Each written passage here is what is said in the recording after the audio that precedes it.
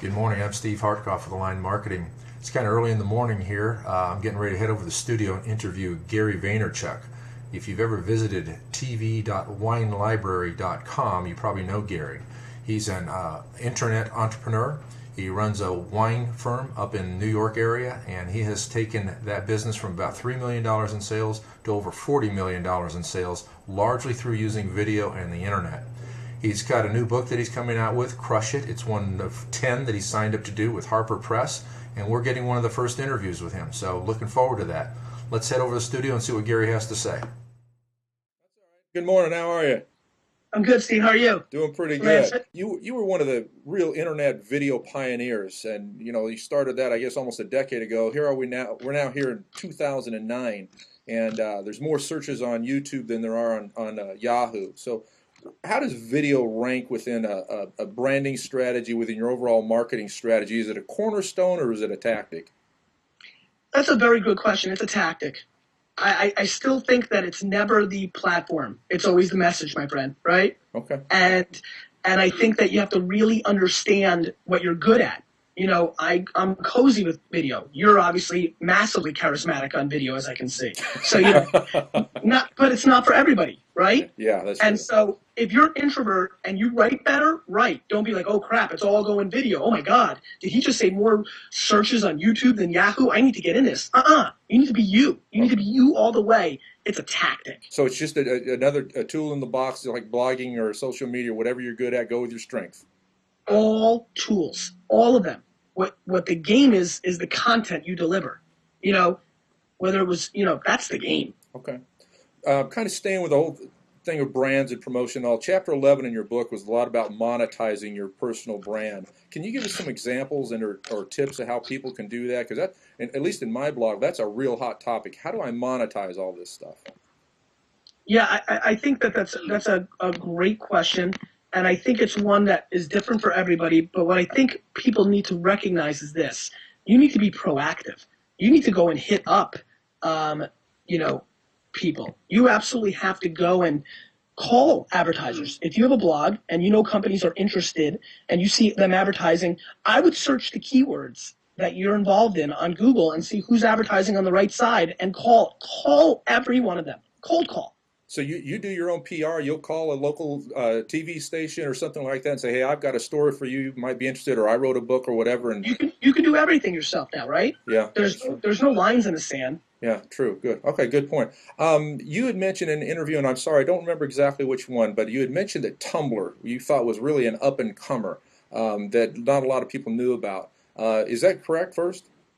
I'm sorry, one more time? Was it Tumblr that you thought was a kind of an up-and-comer that a lot of people had not really talked about or knew about?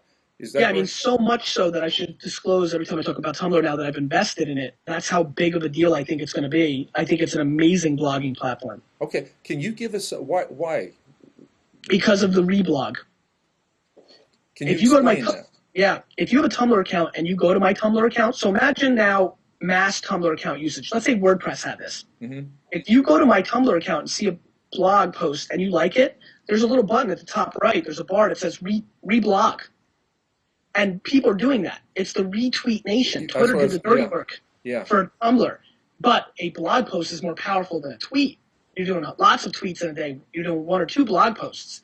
And so I just think there's an interesting ecosystem within Tumblr that creates the distribution of content and word of mouth in a much more powerful way than we've seen in the past. That's fantastic. I'm actually going to check that out. I don't have an account right now, but now that I understand the benefit, that is awesome. Was that a good answer? I mean, that makes sense, answer. Right? That's a great answer. I saw it, and I'm like, that's the game. I mean, I believe in it, and I think Tumblr's got a long way to go. Yeah. They've got some things they got to fix, but I think they're super close with pages and comments being default soon, and now, and I just, they host your domain name for free. Well, so my question is, can you describe to us what your typical day is like?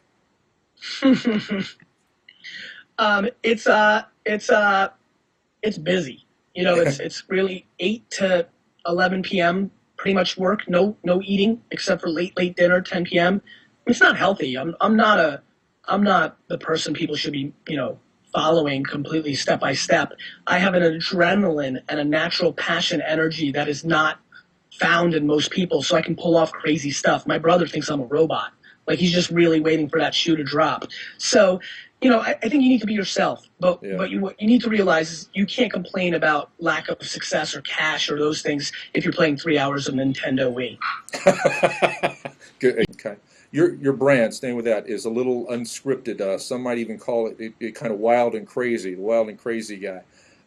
Yet, when you describe your actions and the things that you, in the book, that you do to promote your business and it's been the basis of your success, it seems like there's a lot of analytics going on. It seems like there's a lot of structure. I did not get a sense that you're a guy that does a lot of things by accident. There's a purpose for pretty much everything you do, it seems like. How would you reconcile? Which is true? I think people who do their homework like you see what's going on, and I think people who watch a video of me eating dirt with Conan think a different thing is going on. Yeah. Okay. So that's your answer. Okay. So it's scripted wildness. It's scripted. No. That's my personality. Okay. But you can be silly and obnoxious and over the top and funny and wild and be smart and big picture thinking and calculated and hardworking. I mean, I have two very distinct my parents are very different, and I'm the ultimate byproduct of my parents. I'm a contradiction. Yeah. Well, that's a great answer, though, because you're absolutely right. You've got to be yourself and your personality, but then you can have a work ethic or structure that's just behind that supports that, and then you use your personality to broadcast it to the world. Nobody wins by accident. Yeah, I agree. In Chapter 8, you talk about the difference between online success and kind of the spammers that we see out there. And it really, I thought, I may be oversimplifying, but I thought it came down to quality content. In other words, great content really breeds serious followers, friends, that type of thing, and potential success. While the tricks and the tips and some of those things can generate meaningless numbers, but it doesn't really get you anywhere. I didn't want to spoil the chapter for anybody oversimplify, but is that the message in Chapter 8, and can you expand on that? You don't build big businesses in 30 minutes with SEO and a landing page, you clowns. That's the answer, right? I mean, maybe that's what I should have wrote instead of what I wrote, right? I mean, the fact of the matter is this. I respect people trying to make a quick dollar, and I understand what they're trying to do. I just feel bad because they have talent, and I want them to understand that if they just ran a marathon instead of a sprint, they'd win. Good point. Good answer. Big businesses, million-dollar businesses are not built overnight. That's right. That's exactly right. Your marketing strategy. I don't know. Is that something? Is it a formalized document? Is it formulate? Did you put it down on paper?